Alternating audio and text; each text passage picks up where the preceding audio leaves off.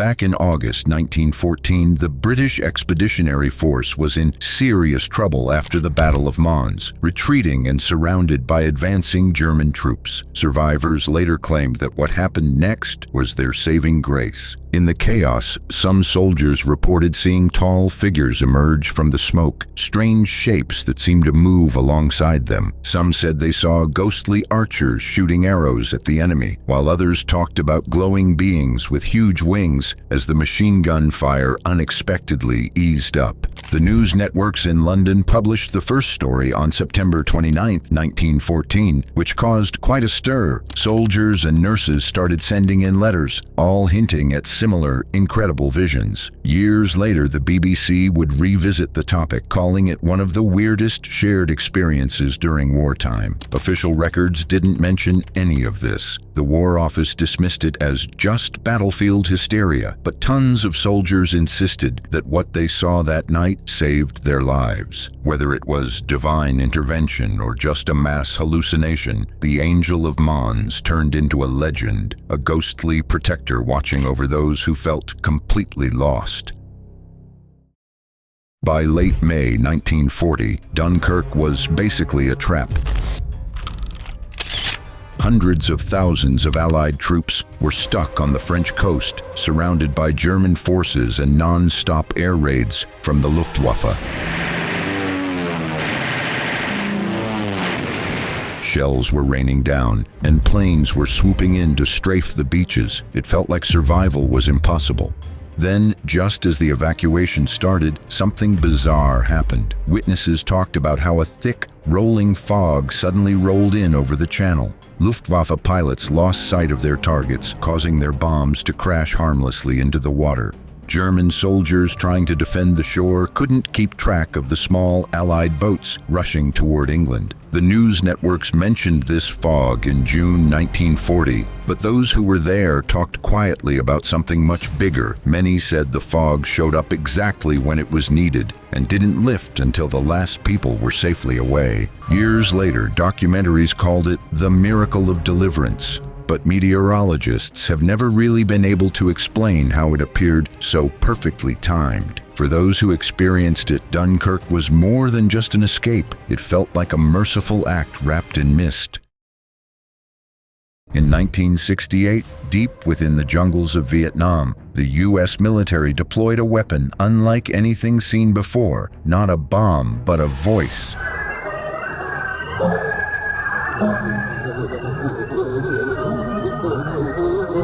Late at night, weird wails could be heard coming from the sky and the jungles. Folks in the area dubbed it the Wails of Souls, but the truth is, those spooky sounds were just coming from big speakers hooked up to helicopters and patrol units, and were part of a secret psychological operation that later got declassified and was called Operation Wandering Soul. For the superstitious Viet Cong, it was pretty chilling. The recordings were designed to mimic restless spirits of those who had lost their lives without the proper burial rites. According to Vietnamese folklore, those souls wander endlessly, haunting the living. There were stories of entire enemy squads leaving their strongholds after hearing those ghostly voices echoing in the dark. Even decades later, the surviving tapes can still give you goosebumps, with their creepy cries drifting through the night, turning a battlefield into a place haunted not by actual ghosts, but by a well-planned tactic. November 23, 1944, when Belgian soldiers near Kortenburg couldn't believe their eyes. A battered B-17 Flying Fortress came out of the gray sky, its body all torn up from flak, and one engine was spewing flames. Still, that big bomber managed to glide in and nailed a near-perfect landing. When the technical team stormed into the aircraft, they expected to find injured crew members, or at least some casualties. Instead, they were met with an eerie silence. All 10 seats, meant for the crew, were empty. Parachutes were neatly packed away, and fur-lined jackets were draped around, as if the owners would pop back at any moment. There were even half-eaten pieces of chocolate still in the mess kit. A strange note in the logbook simply said, "Bad flak." No bodies were found, and there were no signs of a hurried escape. Yet the engines were running softly in the chilly air. Official reports said the crew bailed out due to heavy fire over Germany. But if that was true, how did this battered fortress manage to fly hundreds of miles, dodge enemy planes, and find a safe runway by itself? And if the crew had bailed out, why were the parachutes still on board? Some believed the autopilot somehow guided it in, though World War II-era systems weren't nearly that advanced. Others whispered stranger theories that the plane was flown by something unseen, or perhaps it didn't want it to crash. To this day, the answers are missing, just like the crew that left a fortress flying on its own.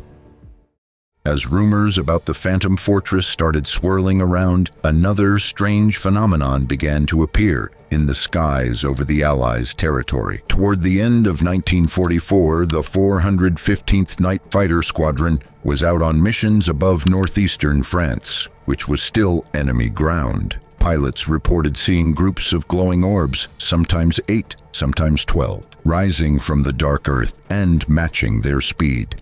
These lights kept pace with the bombers, dodging through the intense flak and then taking off at impossible angles. They're flying missions over northeastern France. That's not far from Germany. And this is still in Nazi-occupied part of France, where you've got a number of lights, 8, 10, 12 lights coming in on the left of the aircraft group that are apparently maneuvering in a very unusual way, and then just take off at a very high rate of speed. This type of thing was reported many times. Machine gun fire couldn't touch them, and radar operators picked up nothing. Yet pilots in the cockpit insisted they were real. Fuzzy, glowing spheres that pulsed like plasma, seemingly dancing alongside their planes, almost like they were studying them. These objects were sort of fuzzy lights, could be a plasma light, that would come up from the ground towards the airplane. And we know that now because there have been reinvestigations of all the files. British intelligence took note of the sightings, and the OSS did some quiet digging into the matter. Even Time magazine got in on the story in 1945,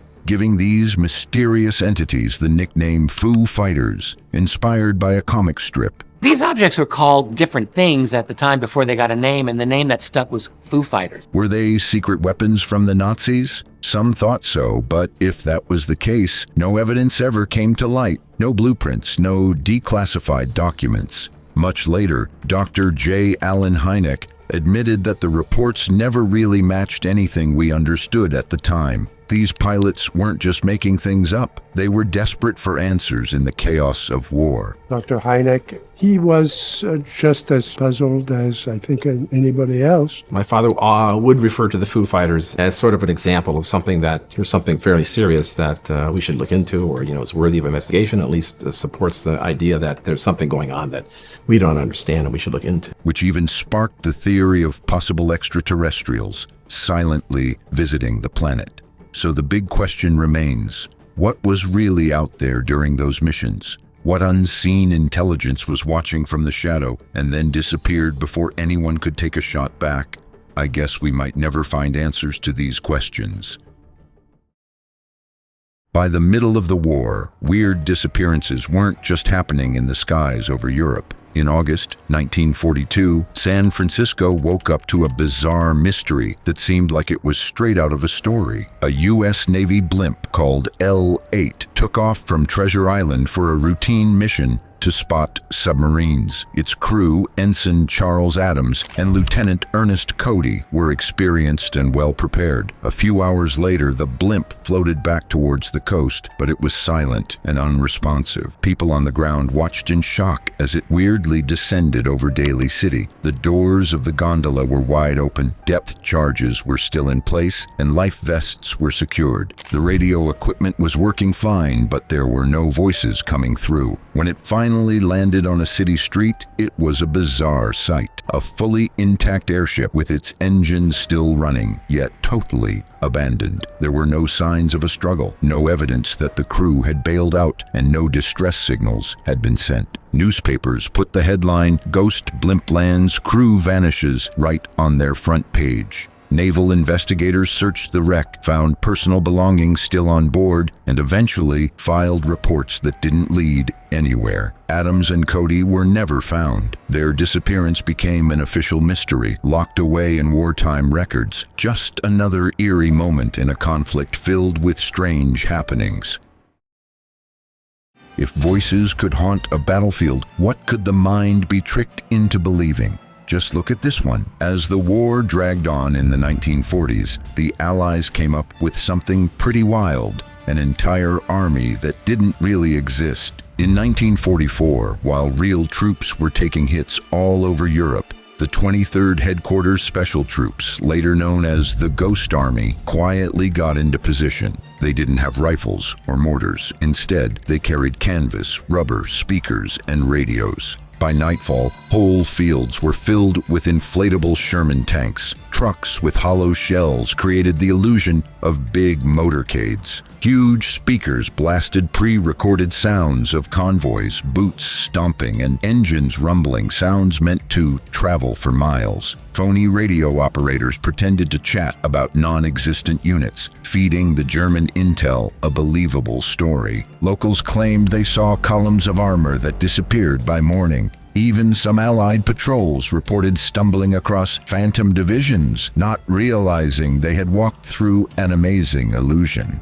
For years, these missions were kept under wraps. It wasn't until 1996 that the files were released.